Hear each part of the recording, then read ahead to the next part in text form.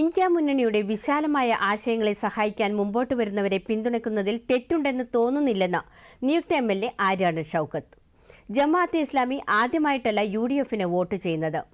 രാഹുൽ ഗാന്ധി വയനാട് 2 തവണ മത്സരിച്ചപ്പോഴും 2024 പ്രിയങ്ക ഗാന്ധി സ്ഥാനാർത്ഥിയായപ്പോഴും ജമാഅത്തെ ഇസ്ലാമി UDFന് പിന്തുണച്ചിട്ടുണ്ട്. ഇപ്പോൾ CPIM നടത്തുന്ന വിമർശനം വിരോധാഭാസമാണെന്നും ആര്യാടൻ ഷൌക്കത്ത് പറഞ്ഞു.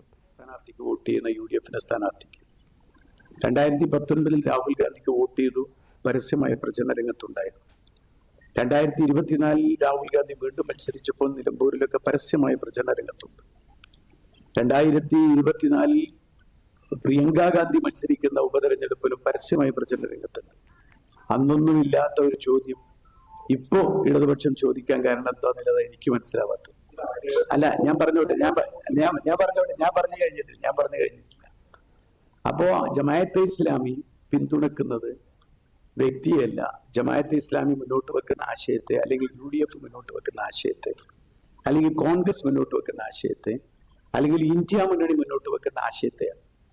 ഈ ഇന്ത്യ മുന്നണി മുന്നോട്ട് വെക്കുന്ന ആശയത്തെ പിന്തുണക്കുന്ന ആരുമായി സഹായിക്കാൻ ഇന്ത്യ മുന്നണി തയ്യാറാണ്.